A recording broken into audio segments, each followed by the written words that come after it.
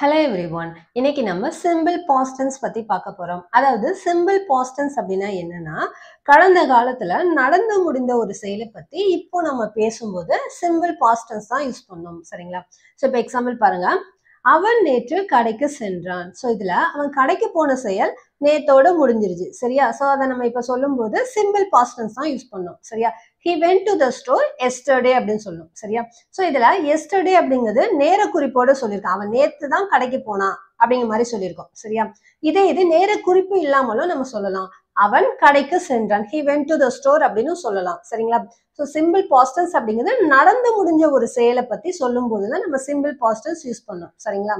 So இப்ப சில keywords பாருங்க. yesterday நேற்று, லாஸ்ட் நைட் நேற்றிரவு, லாஸ்ட் வீக் கடந்த வாரம், லாஸ்ட் மந்த் கடந்த மாதம், லாஸ்ட் இயர் கடந்த வருடம், the other day சமீபத்தில் ஒரு நாள், once upon a time ஒரு காலத்தில், 2 weeks ago 2 வாரங்களுக்கு முன்பு, a month ago ஒரு மாதத்திற்கு முன்பு, in 2014 2014ஆம் ஆண்டில். சரிங்களா? சோ இது மாதிரி கீவேர்ட்ஸ் ஒரு சென்டென்ஸ்ல இருந்துச்சு அப்படின்னா அது சிம்பிள் பாஸ்ட் டென்ஸா இருக்கலாம்.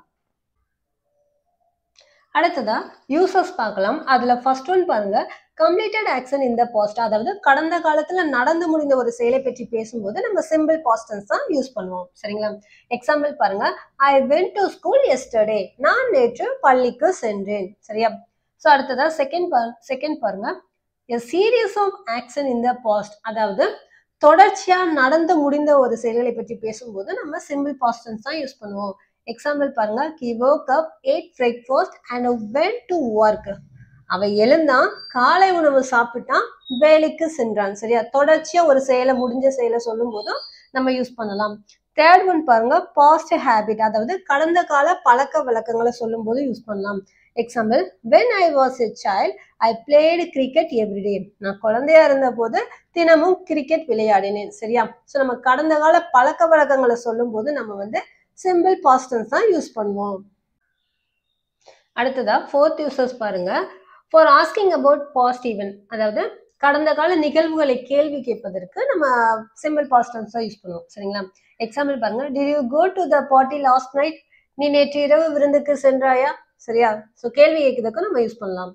அதே மாதிரி ஃபிஃப்த் ஒன் பாருங்க, ஃபாஸ்ட் பேக்ட், அதாவது கடந்த கால உண்மைகளை சொல்லும் போது நம்ம யூஸ் பண்ணலாம். Example, the second world war entered இன் 1949. சரியா? 2ஆம் உலக போர் 1945 முடிந்தது.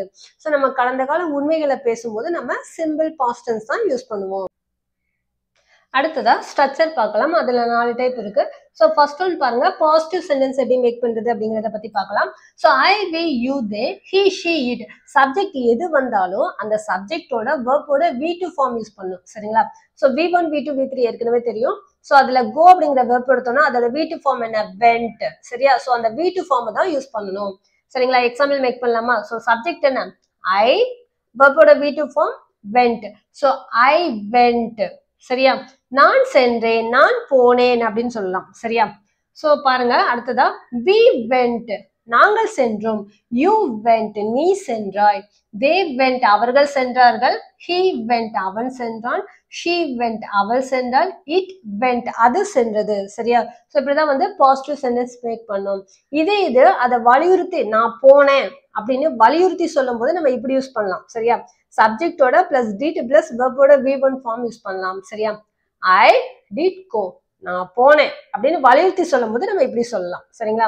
ஸோ அடுத்தது செகண்ட் ஒன் பாருங்க, நெகட்டிவ் சென்டென்ஸ் எப்படி மேக் பண்ணலாம் அப்படின்னு பார்க்கலாம். So I, we, you, they, he, she, it. So subject எது வந்தாலும் அந்த சப்ஜெக்டோட டிட் நாட் பிளஸ் வெர்போட V1 ஃபார்ம் யூஸ் பண்ணும். சரியா? ஸோ பாசிட்டிவ் சென்டென்ஸ்க்கு மட்டும்தான் V2, மற்ற எல்லாத்துக்குமே V1 ஃபார்ம் தான் யூஸ் பண்ணும். சரிங்களா?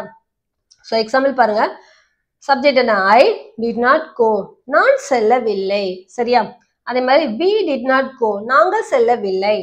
you did not go, நீ செல்லவில்லை. they did not go, அவர்கள் செல்லவில்லை. he did not go, அவன் செல்லவில்லை. she did not go, அவள் செல்லவில்லை.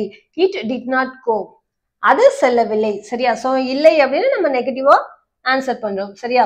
சோ இப்படிதான் நெகட்டிவ் சென்டென்ஸ் மேக் பண்ணணும். சரிங்களா? அடுத்ததா தேர்ட் டைப் பாருங்க, பாசிட்டிவ் இன்டெரோகேட்டிவ் சென்டென்சஸ். அதாவது பாசிட்டிவா எப்படி கொஸ்டின் கேட்கறது அப்படின்னு பார்க்கலாம். So I, we, you, they, he, she, it. So subject எது வந்தாலும் ஃபர்ஸ்ட் வந்து டிட் அப்படிங்கிற வேர்டை போட்டு பிளஸ் சப்ஜெக்ட் பிளஸ் வெர்போட வி ஒன் ஃபார்ம் யூஸ் பண்ணும். சரிங்களா? எழுதலாமா? எக்ஸாம்பிள் பாருங்க, டிட் சப்ஜெக்ட் என்ன I, did I go. So எப்பவுமே கொஸ்டின் மார்க் போடணும். சரியா? டிட் ஐ கோ, நான் சென்றேனா? சரியா? ஸோ அதே மாதிரி டிட் வி கோ, நாங்கள் சென்றோமா? டிட் யூ கோ, நீ சென்றாயா? டிட் தே கோ, அவர்கள் சென்றார்களா? டிட் ஹி கோ, அவன் சென்றானா? டிட் ஷி கோ, அவள் சென்றாளா? டிட் இட் கோ, அது சென்றதா? சரியா? ஸோ நம்ம வந்து பாசிட்டிவா கொஸ்டின் கேட்கறது. சரிங்களா? அடுத்ததா பாருங்க, ஃபோர்த் டைப் பாருங்க, நெகட்டிவ் இன்டெரோகேட்டிவ் சென்டென்சஸ். அதாவது நெகட்டிவா எப்படி கொஸ்டின் கேட்கறது அப்படின்னு பார்க்கலாம். So I, we, you, they, he, she, it. So subject எது வந்தாலும் ஸோ டிட் நாட் ஃபர்ஸ்ட் வந்து டிட் நாட் அப்படின்னு எழுதணும். சரியா? பிளஸ் சப்ஜெக்டோட வெர்போட வி ஒன் ஃபார்ம் தான் யூஸ் பண்ணணும். சரிங்களா? எக்ஸாம்பிள் மேக் பண்ணலாமா? So did not I go, நான் செல்லவில்லையா? டிட் நாட் வி கோ, நாங்கள் செல்லவில்லையா? டிட் நாட் யூ கோ, நீ செல்லவில்லையா? டிட் நாட் தே கோ, அவர்கள் செல்லவில்லையா? டிட் நாட் ஹி கோ, அவன் செல்லவில்லையா?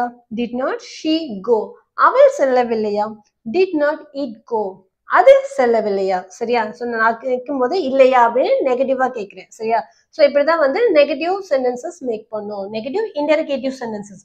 ஸோ எப்பவுமே இன்டெரோகேட்டிவ் அப்படின்னாலே எப்பவுமே வந்து கொஸ்டின் மார்க் போடணும். சரிங்களா? புரிஞ்சதாங்க? இன்னைக்கு நம்ம இந்த கிளாஸ்ல என்னெல்லாம் பார்த்தோம்? சிம்பிள் பாஸ்ட் டென்ஸ்னா என்னன்னு பார்த்தோம், அதோட கீவேர்ட்ஸ் பார்த்தோம், அதோட யூசஸ் பார்த்தோம், அதே மாதிரி அதோட ஸ்ட்ரக்சர் பார்த்தோம். சரிங்களா? ஸோ இந்த சிம்பிள் பாஸ்ட் டென்ஸ்க்கான நோட்ஸ் வந்து நான் வந்து ஏற்கனவே யூடியூப் ஷார்ட்ஸில் அப்லோட் பண்ணியிருக்கேன். போய் செக் பண்ணி நோட் பண்ணி வச்சுக்கோங்க. சரிங்களா? தேங்க்ஸ் ஃபார் வாட்சிங்.